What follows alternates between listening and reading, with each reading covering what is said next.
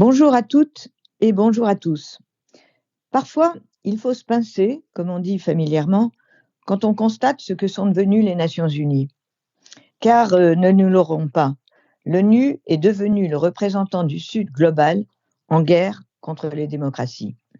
Rappelons-nous que l'ONU est née sur les décombres de l'après-guerre en 1945, après qu'ait été totalement démonétisée la SDN, la Société des Nations.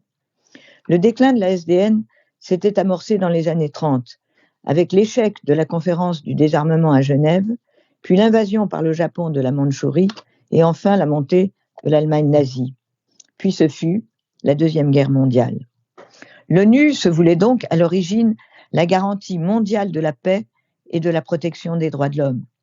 Et on sait la part décisive qu'a prise à l'élaboration de la Déclaration universelle des droits de l'homme de 1948 notre coreligionnaire René Cassin, descendant de juifs alsaciens et portugais, croix de guerre pour sa bravoure en 1914 et prix Nobel de la paix après avoir été membre du gouvernement de la France libre, vice-président du Conseil d'État et président de la Cour européenne des droits de l'homme. Or, René Cassin se retournerait dans sa tombe s'il voyait l'ONU d'aujourd'hui appuyant les mollahs tortionnaires de la jeunesse iranienne et les Palestiniens qui déclarent leur solidarité vis-à-vis de leurs frères du Hamas qui a massacré les jeunes Israéliens des kibboutz. On tombe littéralement à la renverse quand on voit en effet que 1. L'Iran, principal fauteur de troubles dans le monde et qui prépare la bombe, est à la tête de la conférence de l'ONU sur le désarmement. 2. L'Arabie saoudite a été choisie pour présider, je cite, la commission de l'ONU de la condition de la femme en 2025, alors que le droit saoudien est fondé sur la charia.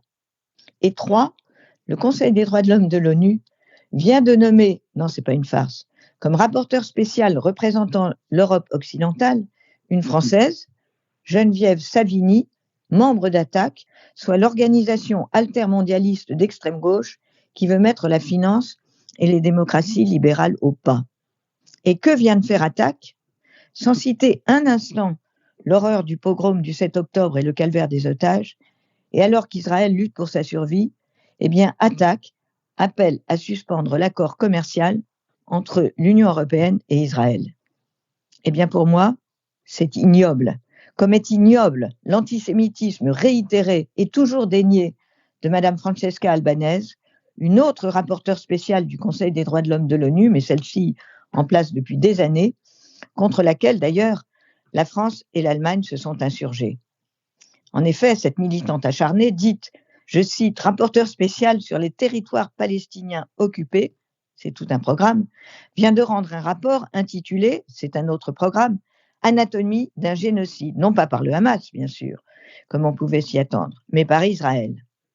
Elle l'a largement médiatisé en l'accompagnant de propos tellement limites que le Quai d'Orsay a réagi sur X en rappelant, et je cite le message du ministère des Affaires étrangères, le massacre du 7 octobre est le plus grand massacre antisémite du XXIe siècle. Le contester est une faute. Sembler le justifier en y mêlant le nom des Nations Unies est une honte. Ces propos sont d'autant plus scandaleux que la lutte contre l'antisémitisme et toutes les formes de racisme sont au cœur de la fondation de l'ONU. Fin de citation. Mais ce communiqué, ce qui est un comble, n'empêche pas l'intéressé de continuer à mentir effrontément sur la décision de la Cour internationale de justice qui, en déclarant recevable le recours de l'Afrique du Sud contre Israël, n'a nullement constaté qu'il y avait risque de génocide de la part d'Israël. J'ai donc pour finir 2 questions.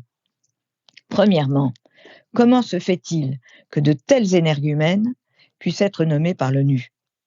Et deuxièmement, l'Europe et la France sont-elles vraiment satisfaites de se voir ainsi représentées par des militants d'extrême gauche?